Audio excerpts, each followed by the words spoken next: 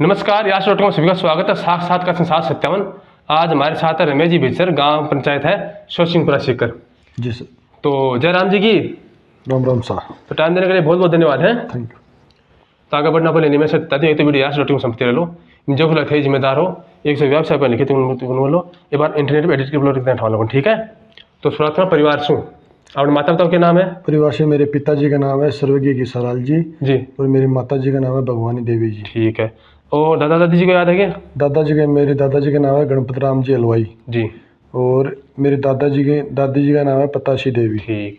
और बेटे का कठा मतलब बुजुर्ग कहाँ से उठ कर आए पता है? तारपुरा गांव से हमारे निवासी यहाँ ग्राम पंचायत शोशिंगपुरा में आके बस गए थे 80 साल पहले। अच्छा। ठीक है। ननिहाल? ननियाल मेरा बेरूपुरा है। बेरूपुरा कौन सा ये? बेरूपुरा परसाराम जी भामो है मेरे नाना जी का नाम। नानी जी? नानी जी का नाम चावली देवी। ठीक है। और शादी होगी? नहीं, अविवाहित हूँ। ठीक है। बहन भाई कितने आप? 4 बहन है 4 भाई है। नाम क्रम से? बड़े दीदी का नाम है तारामणि देवी और उनसे छोटी दीदी है उनका नाम है अनीता देवी। अच्छा। और उनसे छोटा भाई है विजयपाल जी और उनसे छोटी दीदी है पिंकी देवी। ठीक। और उनसे छोटे भाई का नाम है मुकेश। ठीक। और उनसे छोटी दीदी का नाम है निर्मला और उनसे छोटे भाई का नाम है संदीप। ठीक। और सबसे छोटा मैं। जी। तो शैक्षणिक पृष्ठभूमि? शैक्षणिक पृष्ठभूमि में 2013 में मैंने कल्याण कॉलेज में एडमिशन लिया और वहाँ से मैं अखिल भारतीय विद्यार्थी परिषद से जुड़ा रहा जी। उसके बाद में मैंने 2019 में बीएड की। बीएड करने के बाद मैं शेखावाटी विश्वविद्यालय में 2022 में मैंने यहाँ प्रवेश लिया जी। उसमें मेरे फर्स्ट रैंक बनी है डिप्लोमा में सोशल वर्क से मैंने किया। अब प्रेजेंट में वर्तमान में मैं एमकॉम का छात्र हूँ शेखावाटी विश्वविद्यालय का। तो कुछ पसंद नापसंद पूछ लें। हाँ। खाने में क्या अच्छा लगता है? खाने में मुझे बाजरे की रोटी अच्छी लगती है। बाजरे रोटी खुद बना लेते हैं? नहीं, घर पे बनाते, बनाना नहीं आता। अच्छा। सब्जी बना लेते हैं। सब्जी बना लेते हैं ना। अच्छी बात है। तो भ्रमण किया, कहीं घूमने गए? हाँ, घूमा है मैंने घूमा है अमृतसर पंजाब में स्वर्ण मंदिर। अच्छा बहुत ही अच्छी जगह है, मतलब स्वच्छता की दृष्टि देखे तो उनसे अच्छी जगह है नहीं। अच्छा। और फिल्मों में रुचि है? फिल्म में रुचि है। बताए। मेरी सबसे अच्छी फिल्म है आती मेरे साथी। आती मेरे साथी। हाँ। और प्रिय नायक? प्रिय नायक है मेरे अमिताभ बच्चन। नायिका की पसंद नहीं है मेरे अमिताभ बच्चन से। वो तो कुछ घर वाले करेंगे तो पसंद आएगी। हाँ। ठीक है। खेलों में रुचि रही है? खेलों में रुचि है। कौन सी? क्रिकेट में। हाँ। कुछ मिला, कुछ शील्ड वगैरह जीत? नहीं, वैसे ग्रामीण अंचल में खेलते हैं अपन। साहित्य में रुचि है? साहित्य में मैं पॉलिटिकल साइंस में रुचि रखता हूँ। कोई राजनीतिक आदर्श? राजनीतिक आदर्श मेरे भारतीय जनता पार्टी नरेंद्र मोदी से मैं बहुत प्रभावित हूँ। वैसे धार्मिक? धर्म और जो वंशवाद में मैं विश्वास नहीं करते। हाँ। सीधा काम है मेरा। हाँ। तो कॉमरेडों ने आप संपर्क नहीं किया आपसे कि यार हमारे से गुण मिलते हैं? नहीं, कॉमरेड से मैं मतलब जो क्षेत्रीय दल के खिलाफ रहता है, जो विचारधारा जैसी गलत है, मैं एकदम जो विचारधारा सही है उनके साथ रहने वाला हूँ। और मेरे सबसे अच्छा दोस्त है तेजकरण कुलरी, शेखावाटी विश्वविद्यालय का प्रत्याशी रहा है। अच्छा, आप में ये गुण है क्या कि कहीं पाँव रख दिया यार अब तो घाटा हो चाहे फायदा हो, अब इस बात पे रहना, टिके रहना है? हाँ, मैं विश्वास पे अडिग रहने वाला हूँ और समझौता नहीं करता हूँ गलत चीज़ों पे। गलत चीज़ नहीं करते ना, हिम्मत वाले आदमी, हिम्मत वाले। और वर्तमान में मैं भारतीय जनता पार्टी से बूथ अध्यक्ष हूँ, वार्ड नंबर 45 से दादिया मंडल जिला महामंत्री भी रहा हूँ। कभी ऐसा हुआ आपके साथ कि आप कुछ मुद्दा सुलझाने के लिए गए 50 आदमी लेके और देखा तो पीछे कोई नहीं, भागे सारे, आप अकेले खड़े रहे? नहीं, ऐसा मेरे साथ कुछ भी नहीं हुआ। मैं अगर अकेला भी था तो मेरा काम ओके हुआ है, संपन्न हुआ। अच्छी बात है। अच्छा, ये गॉड आशीर्वाद है। अच्छी बात है, भगवान का आशीर्वाद है। राजनीति में आगे मुकाम बनाने का सोचा है कि नौकरी तो है, मतलब नौकरी तो रहती है, व्यवसाय तो रहता है और या कोई अन्य क्षेत्र में? अन्य क्षेत्र में व्यापार में मैं बहुत ध्यान देता हूँ। मैं खुद में अपने पिपराली सर्किल पे वर्तमान में व्यापार है जो खलचोरी का व्यवसाय है, किराना का व्यवसाय है। किराना व्यवसाय है ना। उधार का तो ध्यान रखना पड़ता होगा? उधार का तो ध्यान पूरा ही रखना पड़ता है, मतलब पैसे कम कमा लो लेकिन उधार करने से क्या होता है, एक तो ग्राहक का नुकसान होता है। हाँ, वो दोबारा नहीं आता, और एक पैसे नहीं आते। दो चीजें नुकसान अपने पास, अगर सामान है तो कभी भी बेच लेंगे, अगर अपना सामान सही है तो कभी। अच्छा, ये बताएं कि पशुओं की बात, अपने आहार की बात की तो बातें कर लेते हैं कि पशु जो है वो पहले पशु खुले रखते थे, जी सर। तो 1000 तरह की वनस्पति चरता था वो, तो उसमें गुण भी दूध में अलग तरह के आते अलग थे, तरह के आते थे। और पशु स्वस्थ भी रहता था, ठीक है, उसमें वायु वगैरह हवा चक्कर नहीं रहता था, ठीक है, खुर वगैरह आराम से अपने आप ही होते रहते थे, ठीक है, दूध भी अलग तरह का होता था, पशु स्वस्थ रहता था, और बैठते समय से भी समस्या नहीं होती थी, क्योंकि भ्रमण करता रहता था। अब आपको लगता है कि थोड़ा सा परिवर्तन आ गया इसमें? परिवर्तन आ गया है, जो रासायनिक खाद्यों का प्रयोग हो रहा है खेतों में, और खेतों में अगर रासायनिक खाद्यों का प्रयोग होगा तो खाने के लिए तो वही चीज़ें तो मिलेगी पशुओं को, तो वही सेम फर्क आ रहा है, मतलब रासायनिक जो दूध वगैरह सब जहरीले हो गए। अब जैसे कि हम किसानों की बातें तो करते हैं, किसानों को फायदा मिलना चाहिए, मानता हूँ बात है, लेकिन किसान भी कुछ चीज़ों में आगे नहीं रहते। जैसे अब देखा आपने, अदरक है, अदरक उगते समय काली मिट्टी में अगर होती है, वो अगर हम ले आए तो हम उसको धोना पड़ता है, लेकिन वो क्या करते हैं, तेजाब का वो टंकी में रखते हैं, उसमें डुबोते हैं, साफ करते हैं। साफ करते हैं। गोभी हमारे यहाँ तो पीली होती है, और बाजार में तो सफ़ेद सफ़ेद, वो उसमें भी केमिकल का घोल में डुबो के करते हैं, ठीक है। तो आपको लगता नहीं कि कई हमारे किसान है गांव में, उनसे पूछते हैं, यार नाज, यार हमारे खाने के लिए तो हमने अलग रखा है, और ये तो बेचने के लिए, इसमें दवाई नहीं है, तो ये भेदभाव नहीं है कि भाई आप? ये भेदभाव ये है, मैं तो देश के नागरिक को यही कहना चाहूँगा, जो अपन सब्जी मार्केट से खरीदते हैं उसको 2 घंटे पहले गर्म पानी में डालो, फिर उसको यूज में लो, नहीं जहर है, जीवन आदि हो जाएगी। अच्छा, किसानों का मानना ये है कि अगर हम ये दवाई नहीं डालेंगे तो कीड़े वगैरह होने नहीं देंगे, उनका पक्ष ये है। ऐसी जो भयंकर जो जहरीली दवाई है उनको गवर्नमेंट पर पाबंदी लगानी चाहिए ना। हाँ, पाबंदी लगानी चाहिए, ऐसी दवाई को इस्तेमाल करने की छूट देनी चाहिए, इसमें उत्पादन में कोई घाटा ना हो। अच्छा, किसानों की हालत देखते हैं तो कुछ शक में फिर भी चलो कि नौकरी पेशा है, तो एक घर किसान में क्या होता है, कोई किसानी करा, बाकी लोग नौकरी करे, कोई व्यवसाय करा, तो काम चल जाता है, इतनी गरीबी नहीं है। बाकी जगह हमारे आत्महत्या भी नहीं करता किसान, बहुत कम, भाई कोई बैंक वाला दुखी कर दे नहीं करता। महाराष्ट्र में अगर आप देखते हैं तो आत्महत्या का रेट बहुत ज़्यादा, तेलंगाना में, हैदराबाद में गरीब है बेचारे, क्योंकि हमारे यहाँ खेती इतनी महंगी नहीं होती। वहाँ खेती जैसे कि इतनी अलग अलग फसलें की कर्ज लेके तो करते हैं 2-3 लाख रुपए, और वो फसल नहीं हुई तो वो बर्बाद हो जाता है, तो उन्हें फिर आत्महत्या का मतलब कि वो आसान तरीका लगता है। तो आपको लगता नहीं इसमें थोड़ा सा सरकार को सोचना चाहिए कि सोचना चाहिए सरकार को, जो किसानों के जो लाभ की चीज़ें हैं उनको बढ़ावा देना चाहिए, और किसान हित में काम करनी चाहिए। एक चीज़ ये भी हो सकती है, किसान के लिए 10 साल की लिमिट बना दे हर किसान के लिए, कि चलो भाई आपको 2 लाख रुपए साल के हिसाब से भी 10 साल के 20 लाख रुपए हो गए, आप वो 10 साल में कहीं भी कितना भी लो दे तो उसमें चुका दो। अब 1 साल अगर फसल हुई तो ठीक है, दूसरे साल होगी, 30 साल होगी, तो वो आदमी टुकड़े में भी चुका सकता है। एक बार आपने लोन ले लिया, आप तो लोन चालू हो गया तो आपको तो वो तो मांगेगा, आपके पास है नहीं पैसे देने के लिए।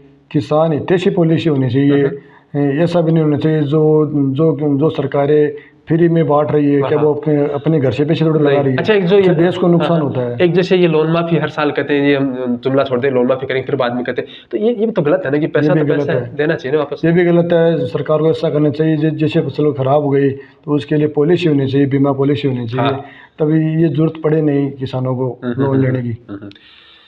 व्यवसाय की बात करते हैं हम, तो कुछ राज्य जैसे गुजरात है, कुछ राज्य महाराष्ट्र है, वो लोग क्या करते, थोड़ा सा उनका राजनीतिक ढांचा जो है सरकार प्रशासन थोड़ा अलग है, कुछ सहयोग। हमारे यहाँ आपको लगता नहीं कि राजस्थान में तो अड़ंगेबाजी ज़्यादा, प्रशासनिक कोई धंधा करना भी चाहिए तो, जैसे टाटा वालों ने नैनो का कारखाना कलकत्ता में लगाया था, बाद में अड़ंगेबाजी तो वहाँ से लेके दूसरी से लेके, ठीक है, तो ऐसे हमारे यहाँ भी होती है राजस्थान। देखो, मैंने एक न्यूज़ चैनल देखा था, नितिन गडकरी का चैनल देखा था, तो उसने सर ने ये बोला था कि फ्री में बांटने से कुछ भी नहीं होता है, देश को नुकसान होता है। जब विकसित देश बनता है उसमें अड़चने पैदा होती है, तो आपको रोजगार देना है तो नए नए वो बिजनेस डेवलप करो, नई नई चीज़ें डेवलप करो, स्वास्थ्य भी ध्यान दो, शिक्षा भी ध्यान दो, अपने आप डेवलप हो जाएगा। सरकारों का भी तो सहयोग चाहिए ना। हाँ भाई, जैसे प्रशासनिक कार्रवाई तुरंत हो, 1000 तरह के सर्टिफिकेट लेने पड़ते हो, वो न हो, है ना, ऐसे धरातल पे काम होना चाहिए। बहुत कोरी घोषणाओं से काम नहीं होना चाहिए, धरातल पे काम। जैसे 2 दिन दे तो उनके लिए बिजली पानी की व्यवस्था जो मुहैया कराई जाइए, रोड वहाँ हो, ट्रांसपोर्ट के साधन वहाँ हो, तो बिजनेस आसान रहता है ना। अच्छा, छात्र जीवन की बात करते हैं, तो आपका कोई छात्र के प्रति आकर्षण रहा हो कि यार हाँ, ये विद्यार्थी बहुत ही पढ़ाई में होशियार है, खेल में होशियार है, ये जो है वो करता है तो सब पढ़ाते हैं, मास्टर को समझ में आ जाता है, तो ऐसा मैं भी बनूँ, ऐसा कोई रहा आपका सहपाठी? मेरे आदर्श गुरुजी तो है रवि जी फगेड़िया, जो गर्ल्स कॉलेज में वर्तमान में हिस्ट्री के लेक्चरर है जी। और मेरे सबसे अच्छे दोस्त है तेजकरण कुलहरी, जिनसे प्रभावित हूँ राजनीति में, तब से मैंने अखिल भारतीय विद्यार्थी परिषद ज्वाइन की थी। तो राजनीतिक दल है छात्रों की, कई बार ये आता है कि भाई किसी दल वाले ने कोई डांस प्रोग्राम रख लिया, किसी ने कोई प्रोग्राम रख लिया, दूसरे वाले कहते हैं जी ये तो गलत है, ये सही है, तो उसका विरोध करते, फिर वो पत्थर ईंट वगैरह चलती है। तो छात्रों को चाहिए कि अगर कुछ गलत सही भी है तो बैठ के सुलझाएं। ऐसा नहीं कि चांस आपके वीसी जो उसके दफ्तर का घेराव करें, उसके साथ बदतमीजी करें, ऐसा होता है ना कई बार, देखते ना। जी सर, ये बंद होना चाहिए ना। बंद होना चाहिए। शांतिपूर्ण माहौल में चुनाव होने चाहिए। ये एक प्लेटफॉर्म है बच्चों का आवाज़ उठाने के लिए। इसमें मिलजुल कर काम करना चाहिए। जो विश्वविद्यालय में अध्ययनरत बच्चे हैं तो विश्वविद्यालय का माहौल अच्छा होना चाहिए। ये अंतिम आपकी स्थिति स्टेज है अध्ययन की, उसके बाद आपको अपना खुला जीवन जीना है। अगर इसी में आप भ्रष्ट हो गए तो बाद में तो आप वैसा ही व्यवहार करेंगे जीवन भर। देखो सर, जो लोग आज के वर्तमान परिप्रेक्ष्य में देखें तो जो लोग भ्रष्ट है वही आगे जा रहे हैं। ईमानदार लोगों को आगे नहीं जाने दे रहे हैं। अच्छा, आपको जिस दिन लोग ईमानदार आ जाएगा तो देश की राजनीति किसी भी परिप्रेक्ष्य में सब कुछ अच्छा हो जाएगा। आपको लगता है कि छात्र संगठनों का उनको भ्रमित करना, उनका फ़ायदा उठाना, उनको उनका माइंड वॉश करना, राजनीतिक दल कुछ नियंत्रण रखते हैं इन पर, लगता है आपको कुछ? हाँ, जरूर रखते हैं नियंत्रण। उनको नहीं करना चाहिए ना, उनको अपनी सब्सिडियरी के हिसाब से नहीं चलाना चाहिए, इनको नहीं चलाना चाहिए। उनको स्वतंत्रता देनी चाहिए कि आप अपना छात्र जीवन अलग करें ऐसे। उसमें जो मेधावी है, प्रभावी, उसको बाद में ले लें, अपने दल में ले लें। अच्छा, अभी हमारे चुनाव है, 2023 में चुनाव हो रहे हैं ना, तो चुनाव में क्या है कि मुद्दे तो कुछ है नहीं। आपने ये कहा, तुमने ये कहा, मैंने ये कहा, इसने ये किया, उसने ये किया, मैंने क्या किया वो नहीं बताते। जी सर। या हमने जो किए उनमें से छूट रहेगी वो अगली बार करेंगे, वो नहीं बताते। तो आपको लगता है कि हमारे जो सरकारें हैं वो वास्तविक मुद्दों से ध्यान भटकाने के लिए कुछ नई पाखंड लेके आते हैं, नई योजनाएं लेके आते हैं? जी सर। आपको लगता है कि मतदाता इनसे प्रभावित हो पाएगा? नहीं होगा। मतदाता, आज का मतदाता बहुत जागरूक है। वो ये सोचता है, हर एक चीज़ को, पहलू को जानता है, जानकर रखता है। जो अपना शेखावाटी इलाका एक शिक्षा का, एजुकेशन बड़ा हब है, तो उसमें उस दृष्टि देखिए तो ऐसे नेता की जरूरत है अपन को जो शिक्षा में भला करे, स्वास्थ्य में भला करे, और लोक कल्याण भी हो। जो लोग नशे की प्रवृत्ति को बढ़ रहे हैं उस पर लगाम लगाए। सबसे बड़ा मुद्दा यही है। ये बताएं कि जैसे कि हमारे यहाँ तो फिर भी थोड़ा कम है, मतलब कि कुछ गांव में रात को दारू पीते हैं, वो अलग बात है। बाकी जैसे पंजाब का सुना है, कुछ अलग इलाकों सुना है, वहाँ जैसे कि महंगा नशा करते हैं, कि पैसे है तो महंगा नशा करते हैं।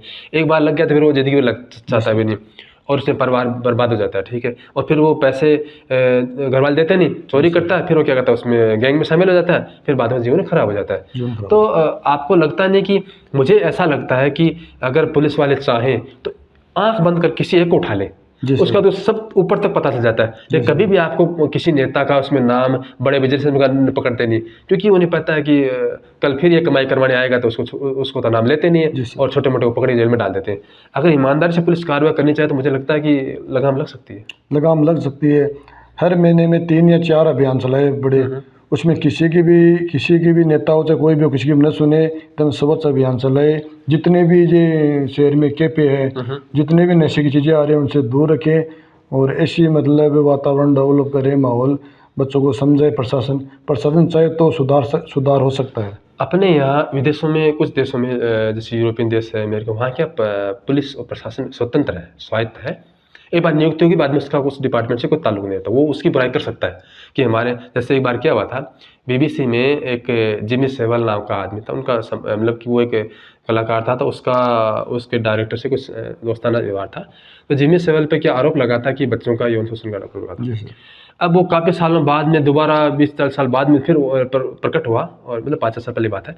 तो 20-4 साल बाद के वो बातें हैं कि यार उस पर कार्रवाई हुई थी, लेकिन उसका डायरेक्टर जो था बीबीसी का, उन्होंने रिपोर्ट को पब्लिश नहीं होने दी, ऐसे कुछ था। तो बीबीसी का ही तो कार्यक्रम, बीबीसी का चैनल, बीबीसी का वर्तमान डायरेक्टर, उसके खिलाफ बीबीसी बोल रही है। ऐसा बीबीसी वाले कर सकते हैं? क्या हमारे यहाँ दूरदर्शन ऐसा कर सकता है कि दूरदर्शन का कोई मामला हो या प्रधानमंत्री के खिलाफ बात करनी हो, वो दूरदर्शन वाले कर सकता है? कर सकता है? नहीं कर सकता। हमारे यहाँ तो पाबंदी है, यहाँ पर तो जेल में डाल देंगे। यही तो कह रहा हूँ, नहीं कर सकता। जबकि एक तरफ तो बीबीसी के डायरेक्टर पर आरोप लग रहे थे, एक तरफ वो उन्हीं का डायरेक्टर जो प्रोडक्शन डायरेक्टर था, वो प्रोग्राम बना रहा था, वो बीबीसी में चल रहा है कि हमारे डायरेक्टर ने ऐसा किया, वैसा किया। तो अब मुझे लगता है कि मीडिया संस्थानों की स्वायत्तता बनी रहनी चाहिए ना। कई बार क्या होता है कि आप कुछ खिलाफ बोलना चाहते हैं, सरकार सिग्नल कमज़ोर कर देती है, सरकार आपको विज्ञापन नहीं देती है, सरकार आपको जेल में डाल देती है, सरकार आपको छापा गिरवाती है। तो मतलब थोड़ा सा ढांचा खराब हो गया ना। तो अपने जो अनुज हैं, जो आने वाले हैं जी सर। सालों में, जो पढ़ेंगे, अध्ययन करेंगे विश्वविद्यालय में, कॉलेजों में, स्कूलों में, उनके नाम को संदेश? उसका नाम संदेश यही है सर मेरा कि जो नशे की प्रवृत्ति ने युवा पीढ़ी को उसको उससे छोड़ना तो दूर रहे, चाहिए, हाँ। उससे तो दूर रहे, और अपनी पढ़ाई का माहौल अच्छा रहे, अच्छी राजनीतिक मंच में जाए और अच्छा काम करे, जो देश में कोई अच्छा संकेत जाए बच्चों से। हाँ, क्योंकि समय सीमित है और आपका युवावस्था वो भी सीमित है, बाद में आप काम कुछ कर नहीं पाएंगे। कई बार ऐसा भी होता था स्कीम पुराने ज़माने में, मैं तो यहाँ 9 साल से हूँ, 9 साल से एसके में, कभी बीए में एडमिशन लेके, बीकॉम में लेके, बीएससी में ले, वही कूद गए, वो जीवन खराब करना था ना, 9 साल ठीक नहीं है। अब तो ऐसा नहीं होता, पहले होता था। हाँ कॉलेज में बैठे रहते थे। अच्छा, तो ठीक है, आपने समय दिया इसके लिए बहुत बहुत धन्यवाद। एक छोटा सवाल अंतिम यह है कि वह कौन सा विषय है जो आपको सर्वप्रिय है? मेरे को जो मॉर्निंग वॉक सबसे अच्छा लगता है। हाँ, तो स्वास्थ्य संबंधित मैं मेरे साथ कितना भ्रमण करते हैं आप? भ्रमण ये करता हूँ मैं, मेरे को ये बोलते हैं 4 बजे उठना है, तो मैं 3:30 बजे उठता हूँ। ठीक। और नहा के मैं मॉर्निंग वॉक करता हूँ। नहा के? ये नई चीज़ सुनी मैं तो। मैं मेरे मतलब मैनेजमेंट के साथ खिलवाड़ नहीं करता हूँ, जो है वो करता हूँ। और स्वास्थ्य सबसे मतलब स्वस्थ रहेगा तो सब कुछ अच्छा है। आप 2 काल्पनिक सवाल है, आप खूब सारा धन दे दिया जाए तो आप कहाँ जाना चाहेंगे घूमने के लिए? पहला सवाल तो ये। धन का क्या करना है? नहीं, धन चाहिए घूमने के लिए, धन दे तो कहाँ जाना चाहेंगे? जैसे यूरोप, अमेरिका, अफ्रीका, चांद पे, मार्स नहीं, पे? मैं मेरे देश में रहना चाहता हूँ। ठीक है। और देश की सेवा करनी चाहिए। धन है तो देश की सेवा में लगाऊं। दूसरा ये कि आपको अगर सत्ता में ले लिया जाए कि भाई आपको मुख्यमंत्री, प्रधानमंत्री जो भी है, राष्ट्रपति जो बना दिया, मतलब बड़ा पद दे दिया, ठीक है, राष्ट्रपति को काम का नहीं है, उसमें पावर नहीं होता, प्रधानमंत्री पर मुख्यमंत्री, आपका पहला कदम क्या होगा? देश हित में काम करो। नहीं, वो तो लंबी प्रक्रिया है। पहला कदम क्या होगा? किसको मतलब कि कौन सा प्रस्ताव लाना चाहेंगे? भाई जैसे नशे के खिलाफ है, किसानों के पक्ष में है, बिजनेसमैन के लिए है, ऐसा मेरा पहला काम ये होगा जनसंख्या नियंत्रण। जनसंख्या बहुत ही संजय गांधी की तरह नहीं करेंगे? नहीं, जनसंख्या नियंत्रण में ये कर देंगे भाई, इतने परिवार में इतने सदस्य अच्छे हैं, उसमें ये करना चाहिए, उसमें ये कर सकते हैं कि इतने सदस्य रहे तो सरकारी प्रोत्साहन मिलेगा। हाँ। इसके बाद नहीं मिलेगा, आपकी मर्जी करो, हम नहीं देंगे। उसमें जागरूकता होनी चाहिए। हाँ, ये होना चाहिए। जबरदस्ती ठीक नहीं है, फिर लोग भागेंगे इधर से। कि सरकार बदलेगी तो रास्ता नहीं तो खोटा काम हो जाएगा। उनकी मानसिकता के अनुसार होना चाहिए। तो ठीक है, नहीं तो क्या होता, हमारे गुरुजी थे, वो एक मोहल्ले में सर्वे करने गए थे, उन्हें पूछा कितने बच्चे? कहता है 16 हैं, एक पेट पे है। तो उसने कहा कि गुरुजी ने कहा भाई नाम खता इसका, ये इतने मर गए, इतने मतलब कि थोड़ा सा कन्फ्यूजन था 16 में ना। तो ये अच्छा नहीं है, ठीक नहीं है। तो ठीक है, टाइम देने के लिए बहुत बहुत धन्यवाद। धन्यवाद। जय राम जी की। राम राम साहब। राम राम।